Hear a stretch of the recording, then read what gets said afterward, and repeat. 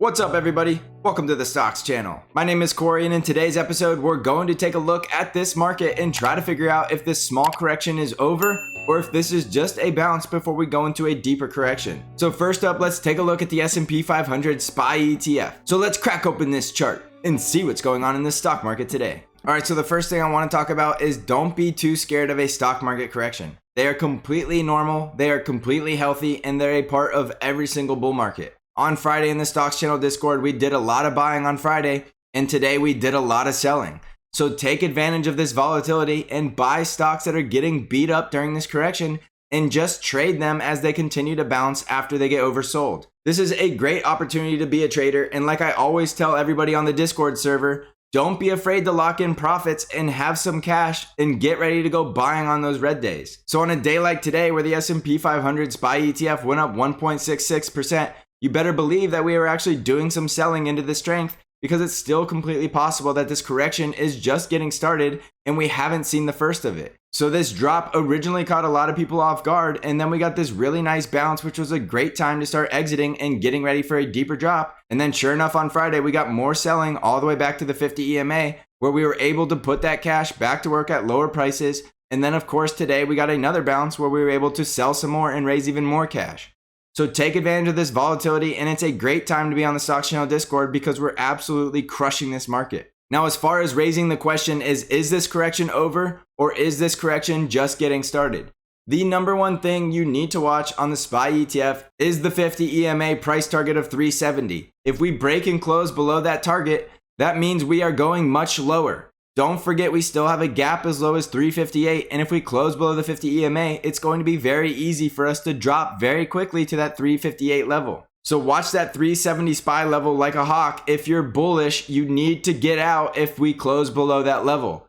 If you're bearish and you're shorting this market, you're really playing with fire because we still have a very strong bull trend. We never formed a lower low. We're holding up above a positive sloping 50 EMA, and we could easily continue the bullish trend after this nice pullback that we had from the all-time high. So as far as the correction goes, I don't think the correction is necessarily over just yet. However, if you're just strictly looking at this chart objectively, you really can't say if the correction is going to deepen until we close below that 370 level. So the best thing to do in this market is expect the worst and hope for the best. If you're expecting the worst, which would be a deeper correction, and you're preparing for the worst case scenario, it really doesn't matter if we get the worst case scenario because at least you're prepared for it.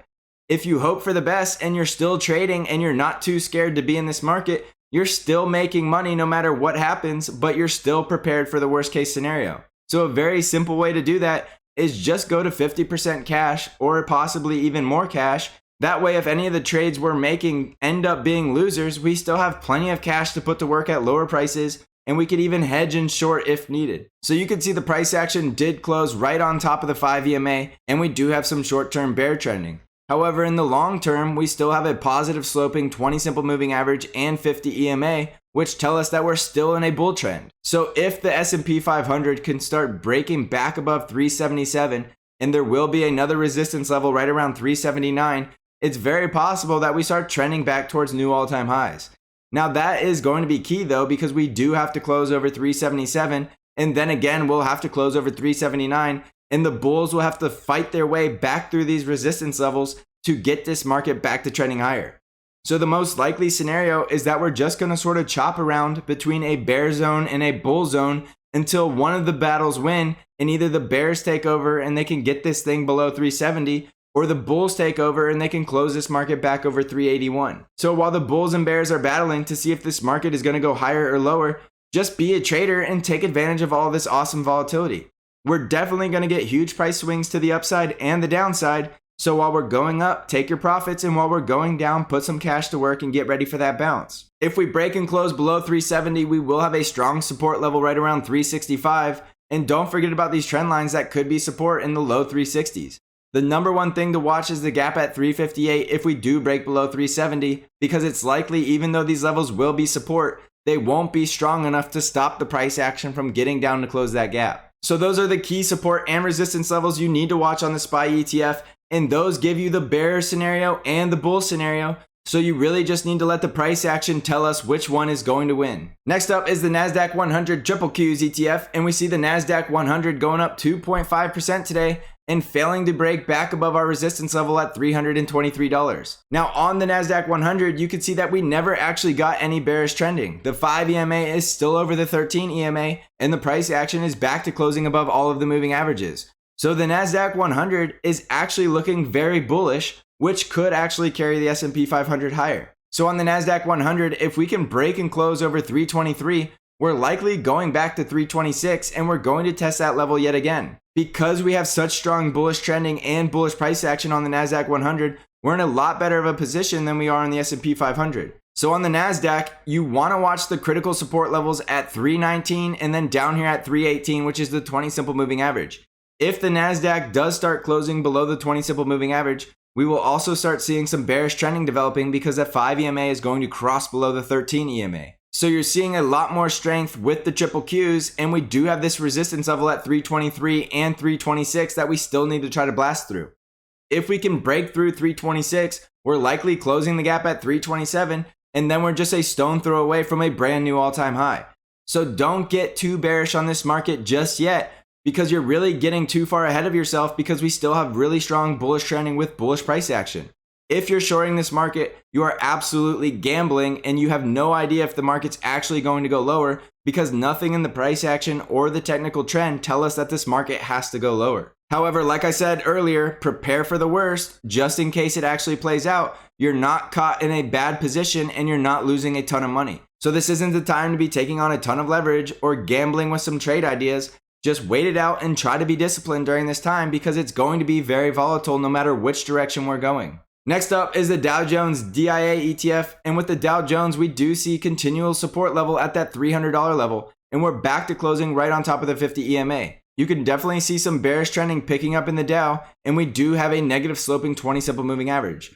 So the Dow Jones is by far the weakest of the three indices, and if the Dow Jones does go into a bear market and we break below this $300 level, that is going to put pressure on the rest of the market as well. However, you saw the Nasdaq 100 still in a bull trend, and you can see the Dow is in a bear trend. So there's definitely strength in other parts of the market, even though there is weakness in the industrials like the Dow. So on the Dow, watch the 50 EMA at 302 and this critical support level down here at $300. Next up is the ARK-K ETF, which went up 3.77% today and also closed back above all of the moving averages. The bear trend that was starting to develop is starting to neutralize, and we're starting to see all of the moving averages start building up on top of each other, which is building a confluence area of support where we could see strong bouncing off of that level. So it's still fully possible that the ARK-K ETF is not ready to go into a deeper correction and that it's ready to start heading higher. So watch the price targets at 144 and 149, and there should be a strong support level down around 140. Next up is the VIX, which is a fear indicator, and we did see the VIX going down big today, going down over negative 8%, and we are holding up right on top of the 5 EMA. So with the VIX, we definitely see a bullish trend building up, and we are holding up above support. So the VIX is that fear indicator, and if the VIX is heading higher, we will expect to see more panicking in the market and more selling off, which means this correction is not yet over. So as you can tell from the VIX, this correction is not yet over. The VIX still has to break down below 28 before this correction could be labeled as it's over, and it does mean that we could still see more selling as early as tomorrow. So be disciplined in this market, and when the VIX is over 30, you don't want to be playing with fire because we could see 3 to 4% swings and you could really lose a lot of money in one day. So this isn't the time to be leveraging your positions, and this isn't the time to be guessing. Stay objective and stay disciplined because the VIX is firing off a huge warning sign, and it's telling us that volatility is still here and it's not going anywhere until we see the VIX come back below 28. Next up is the US dollar, and we see the dollar spiking a little bit today, and it did close over the 50 EMA. So this is a huge deal for the dollar because we have not seen the dollar over the 50 EMA in this entire bear run. This bear run has brought the dollar all the way down to the low 89s, and now we're pushing up against resistance around 91. So the dollar is bouncing, but it's still in a longer term bear trend, but it is trying to reverse that bear trend, and it's trying to form some short term bullish trending. So we need to respect the strength in the dollar, which could lead to some selling in stocks as the dollar continues to strengthen. However, there is a critical resistance on the dollar at 91.08, and if that level does hold up, the dollar could continue downtrending. So this is another warning sign that we need to watch because a strong dollar could mean a weaker stock market, and the dollar is definitely starting to show some signs that it wants to strengthen. Next up is gold, and we see gold pushing up against resistance at that 1861 level, and it's trying to break through. If gold can break through 1860, it's still possible that it will run to 1930, but we can't say it's going to get to 1930 until it can break and close over that level. If gold can't break resistance, it's still fully possible that it comes back down to test support at 1826. Next up is silver, and we saw silver did get to our price target at $29, and we are finding resistance at that level. Silver has been on a tear lately, and it might need some cooling off before it can head any higher. So look at the support levels that are possibly at 28.43 and down here at 27.56. Silver is one of those commodities that has a lot of value in this inflationary environment, but we are seeing some strength in the dollar, which does mean that silver could come under pressure very soon. So as far as silver, watch that resistance level at 29 because if it can't break over that level, it could go into a correction from this target. Next up is Bitcoin, and we see Bitcoin really still consolidating and going nowhere and still caught up in this triangle wedge here. We're holding up above 30,000, which is bullish, and we are still failing to break out of this wedge. So when Bitcoin's in a consolidation like this, we don't want to guess if it's going to break to the upside or the downside. We just want to be patient and wait to see which confirmation we're going to get. If we can break over 35,000 and get a close over that level, it does mean that we should get to my price target at 42,700 in a hurry. However, if we start breaking down and closing below the 50 EMA around $30,000, it also means we could easily head back down to 20,000. So be patient and don't try to guess which direction Bitcoin's going to break if you're trading it. If you're long-term holding Bitcoin, then just keep riding it out and hope for the best. But it is still fully possible that Bitcoin could see a steep correction before it can hit that price target. Next up is Amazon stock, and we saw Amazon having a great day today, going up 4.26% and closing over our price target at $3,300. If Amazon can stay over this $3,300 support level, the next price target is at $3,440. So Amazon's looking really good. We have some bullish momentum trending building up with some really strong bullish price action. So Amazon's looking really good, and it is going into earnings after the bell tomorrow, and earnings is going to put a lot of pressure on Amazon to either the upside or the downside depending on how it goes. Next up is Apple stock, and we saw Apple going up 1.65% today and still maintaining its bullish trend and closing back above that 20 simple moving average. So Apple is still showing some signs of strength, and it does look like it wants to come back up towards this $136 level. If that level holds up as resistance and we fail to break over that level, that will be bearish for the overall market. Remember that Apple is a market moving stock, so if Apple fails to break over 136, it does mean that the rest of the market is likely going to head lower as Apple fails to break through resistance. Support levels on Apple are still at the 20 simple moving average at 133 and the 50 EMA at 129. If we break below the 50 EMA, that will be bearish, and we will need to see Apple hold up above support at 126. On the financial sector, we're developing a short-term bear trend, but we're still holding up over the 50 EMA on the price action. So in the short term, we're definitely seeing some bearish trending building up, but in the long term, we're still holding up above that 50 EMA. So right now, like I said, it could go either way, so continue to prepare for the worst. On the industrials, you can see we're trading below the 50 EMA, and we're developing a stronger bear trend. So again, this is another warning sign that we're seeing weakness in this market, and it could start affecting the S&P 500, and we could still continue to see more selling. On the healthcare sector, we're still holding up above the 50 EMA, but we're developing some bearish trending in the short term. As long as we can remain over the 50 EMA, we are still bullish on the healthcare sector, but in the short term, we're definitely seeing some weakness building up. So going back to the S&P 500, you can definitely see a lot of warning signs in this market. We're seeing the dollar looking like it wants to go into a bullish trend, and it's starting to break and close over the 50 EMA. We're seeing an elevated VIX, which means there's a lot of fear and there's going to be a lot of volatility.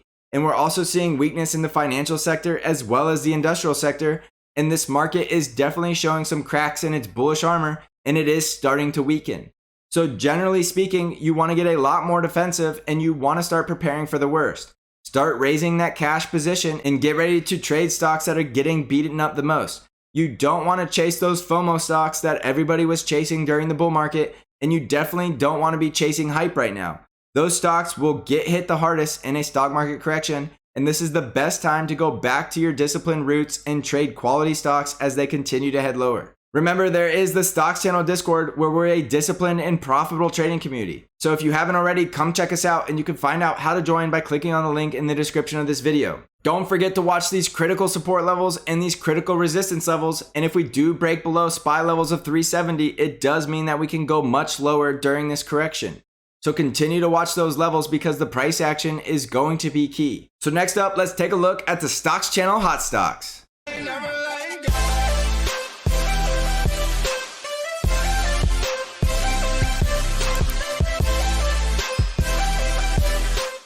Welcome to Hot Stocks. I'm happy to announce that there will be a brand new hot stock tonight, and it will be at the end of the hot stock section. So first up, let's go ahead and take a look at Tesla stock, and we did see Tesla going up 5.83% today, and that's another price action close back above all of the moving averages. So like I always say with Tesla stock, is I'm going to be bullish on this stock as long as the chart is bullish. You can see this chart is still bullish because we still have bullish trending, and all of the moving averages are still stacked to the bull side, even though they are barely stacked to the bull side. So we're definitely seeing Tesla weaken a little bit, and it is starting to consolidate, and it's starting to build up some energy around that 20 simple moving average. So generally when this happens, it does mean that a big move is coming either in the up direction or the down direction. I am taking note that Tesla is likely finishing a fifth wave, and we could have seen the top at 906.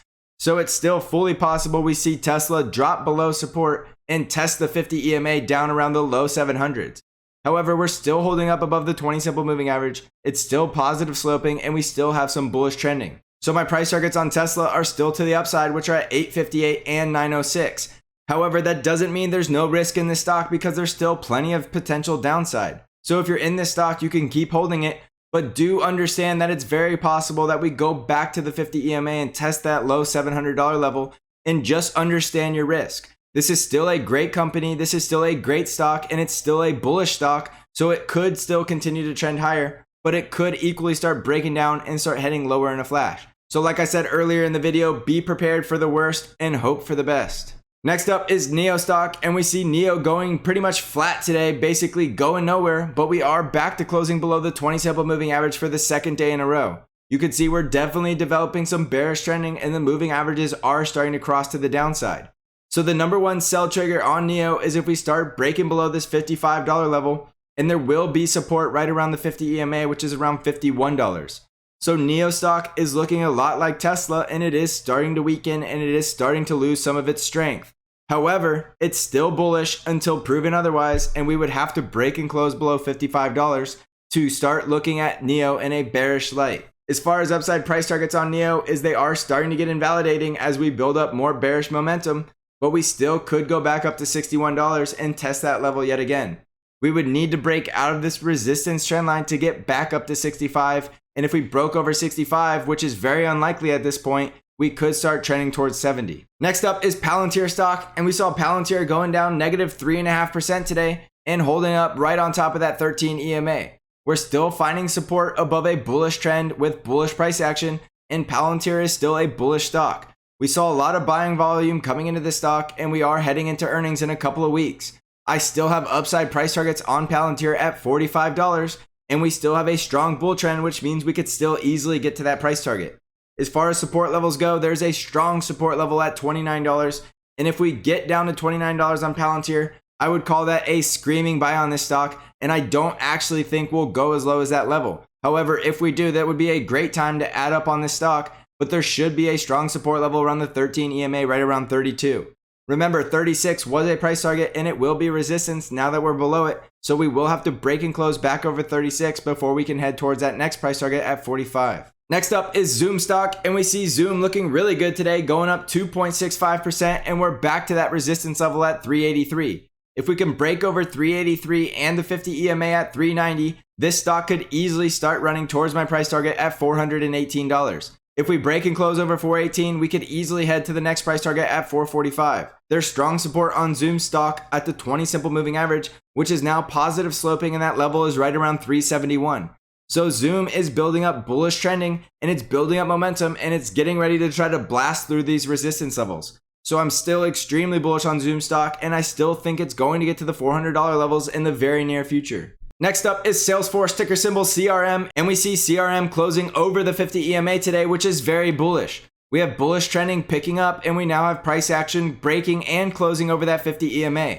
So the price targets on CRM are at 232 and 238, and it does look like we're going to get to those price targets in a hurry. We have bullish price action with bullish trending, and we're now breaking through resistance and getting ready to run. So next up is the brand new hot stock, which I'm bringing to you tonight for the very first time. And as you know with hot stocks, I love to try to get you in on the ground level. So if you're in the Stocks Channel Discord, you already know about this stock, and we were buying it down here around 267. And this stock is getting ready to break out, and it's getting ready to run in a very big way. So this company name is Snowflake, and the ticker symbol is SNOW, and it does look like it's starting to break out of this consolidation wedge.